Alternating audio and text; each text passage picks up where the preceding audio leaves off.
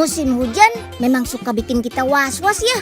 Mulai dari ancaman penyakit berbahaya, bencana banjir, rentan terjadi kecelakaan lalu lintas, bangunan ambruk, sampai atap rumah yang bocor.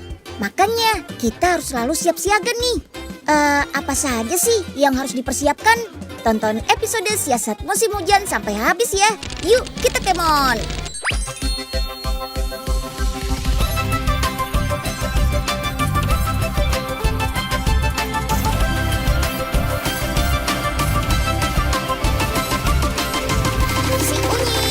Yuk kita kemon. Atap memang menjadi elemen terpenting dari rumah karena fungsinya sangat vital, yaitu melindungi seluruh isi rumah, memberi kenyamanan penghuni rumah, dan menyempurnakan keindahan tampilan rumah pastinya. Makanya dalam pembelian material atap nggak boleh sembarangan, harus tahan terhadap cuaca, kuat dan awet, juga bebas perawatan. Apalagi buat kita yang tinggal di negara tropis, yang punya hujan dengan intensitas tinggi kayak sekarang. Wah, bisa-bisa kalau malas merawat atap, saat hujan turun, atap rumahnya bisa bocor. Nggak mau kan?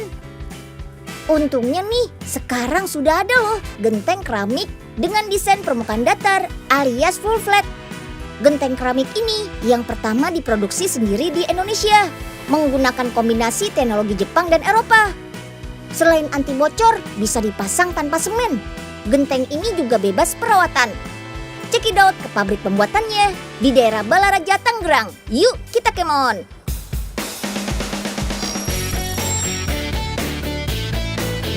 Ini dia bahan utama untuk membuat genteng keramiknya. Yap, tanah liat.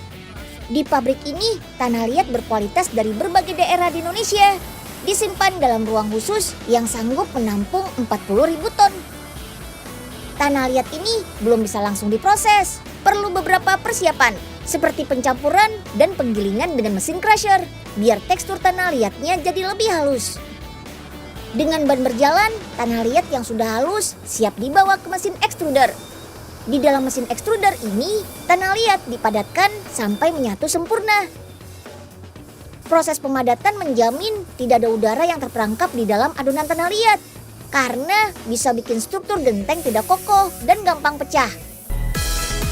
Lanjut ke proses cetak nih. Tanah liat dipres dengan mesin foaming yang diberi tekanan sampai 90 ton. Dengan tekanan sebesar ini, tanah liat langsung berubah menjadi bentuk genteng yang diinginkan, beserta komponen seperti lekukan-lekukannya tuh.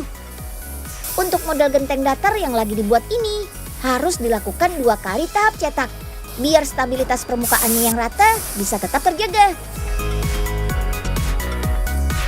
Sip deh, genteng yang sudah dicetak selanjutnya dibawa ke mesin pengeringan.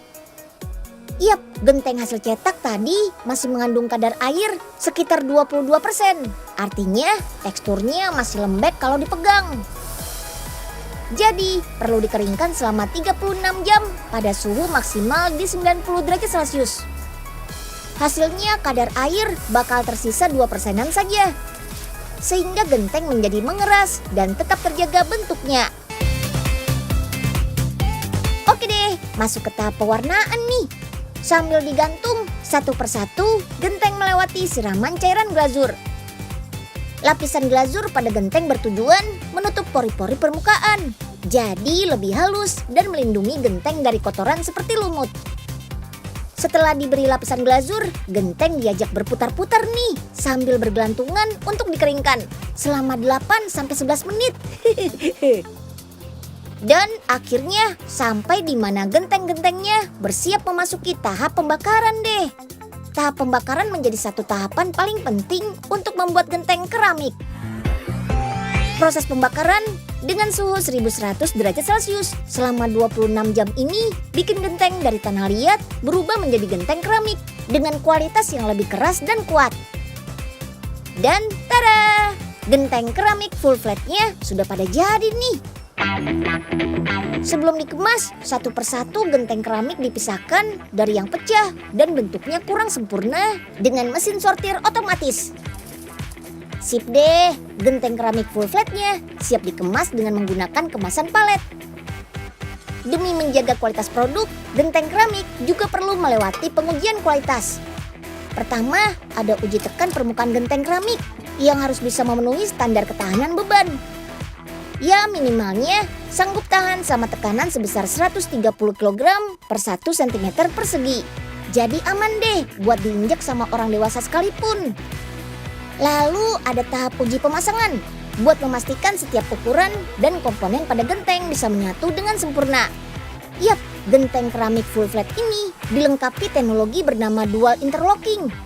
Jadi, ada lekukan di tiap sisi genteng yang bisa saling mengait satu sama lain dan menambah pengaman dari potensi rembesan air yang masuk melalui celah sambungan genteng.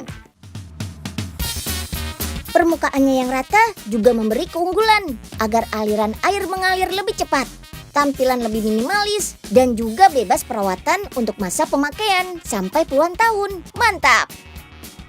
Oh iya, pemasangan genteng keramik ini nggak perlu lagi pakai semen loh.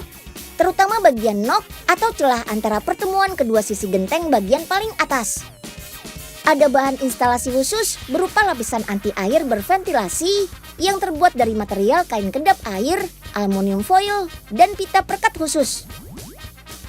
Jadi tanpa semen, atap terhindar dari ancaman kebocoran akibat semen yang retak dan juga memberikan sirkulasi udara pada atap yang menjadi area pembuangan sisa aktivitas dalam rumah.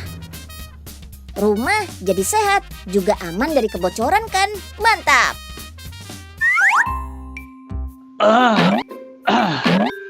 Udah belum nih, Bos? Kirian lagi deh. Up. Kanan, Nyeng. Kiri. Balik ke kanan dikit. Balik kirian dikit deh, Nyeng. Bos! Aduh.